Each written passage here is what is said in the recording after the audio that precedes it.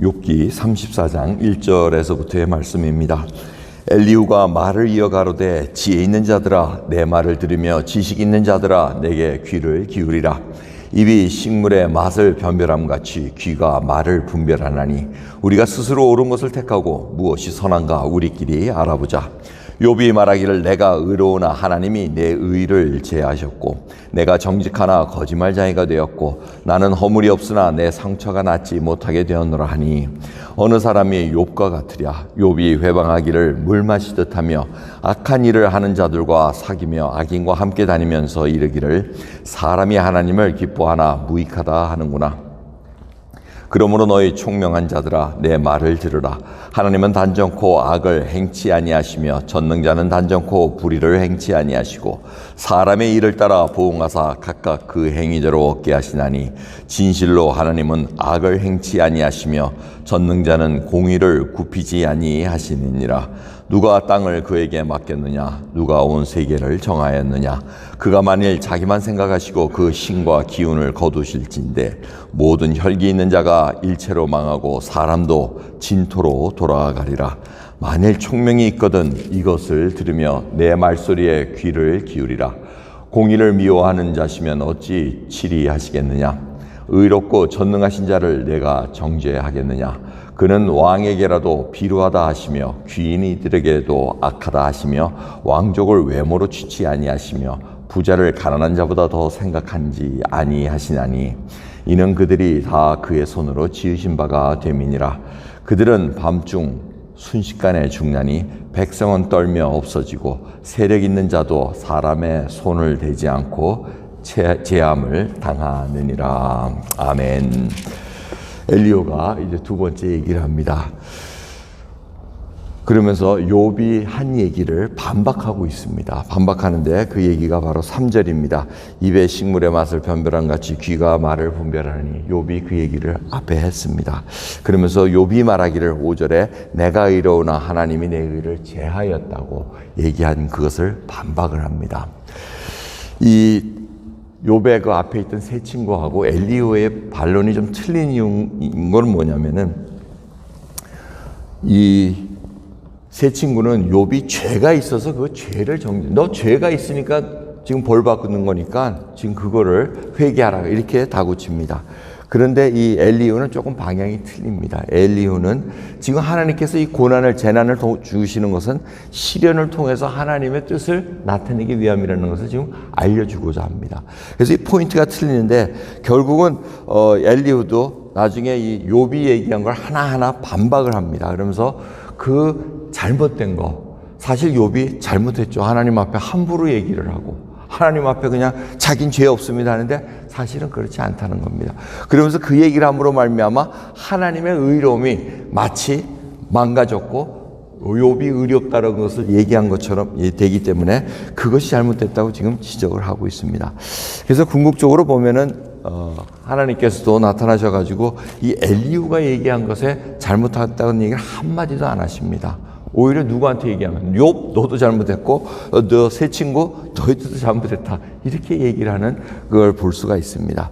그래서 엘리후는 하나님께서 지금 등장하시기 전에 하나님에 대해서 지금 눈을 다시 보게끔 만드는 그 일을 감당하고 있습니다. 근데 엘리후의 얘기가 맞습니다. 하나님께서는 이 땅에 모든 것을 창조하시고 정말 하나님의 공의를 드러내십니다. 그래서 사람이 얼마나 악하고 한 거에 대해서 하나님께서 참으시기 때문에 그것이 나타난다는 겁니다. 그래서 하나님께서 이 왕족이라든가 귀인이라든가 부자라든가 가난한 자 다 차별 없이 똑같이 사랑하신다는 겁니다. 편애하지 않습니다. 근데 그 출발점은 어디입니까? 출발점이 내가 잘난 것이 아니고 내가 죄인이라는 것입니다. 하나님 앞에 둬서는 하나님 앞에 누구도 나갈 수가 없는 죄인이라는 그 가정하에서 지금 나가고 있습니다. 뭐 가정이 아니죠. 사실하에서 나가고 있다고 봐야 됩니다. 그런데 하나님께서는 이 사람의 행위대로 보응하신다고 얘기합니다.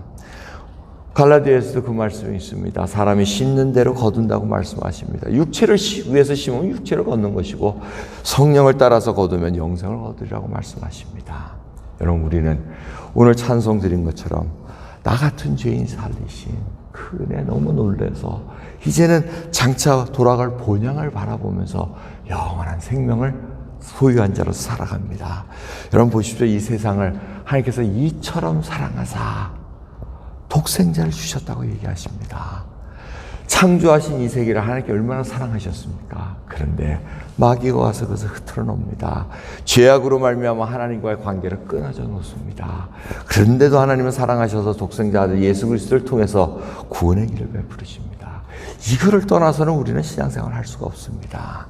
진정으로 여러분, 우리가 무슨 복을 받기 위해서, 뭐 더 잘 되기 위해서, 이것이 궁극적인 것이 아니라 하나님을 알아가기 위해서 이 땅을 이렇게 사랑하시고 우리를 위해서 독생자이신 예수 그리스도의 죽음까지 하시면서 이 공의를 만족시키시고 사랑을 베푸신 그 놀라운 하나님을 우리가 얼마나 더 알고 섬기는가, 거기에 초점이 맞춰져 있습니다. 여러분, 모든 인간은 15절의 말씀처럼 모든 혈기 있는 자가 일체로 망하고 사람도 진토로 돌아가리라. 흙으로 돌아간다고 말씀하십니다. 우리는 다 흙으로 돌아가야 되는데 하나님께서 구원 베푸신 그 영원한 생명, 그리고 부활 때는 하나님께서 재림지로 오실 때는 심판하셔서 우리를 부활의 몸으로 이끌으신다고 말씀하십니다. 그 소망 하나하나를 우리가 간직하시면서 오늘 결국 이 육신은 흙으로 돌아가야 되지만 흙으로 돌아갈 때까지, 이 장막이 벗어질 때까지 하나님께서 거듭난 영을 허락하셔서 무엇을 맡기셨는가? 귀한 청지기 사명 감당하길 원합니다. 오늘도 예수 그리스도의 그 복음의 메시지를 정말 간직한 자로서, 심령이 가난하여 천국을 소유한 자로서 이제는 의를 위해서 핍박을 받을지라도 천국을 소유한 자처럼 그 천국을 소유한 상태로 하나님을 뵐 수 있는 저 여러분 되기를 간절히 소원합니다. 기도하겠습니다.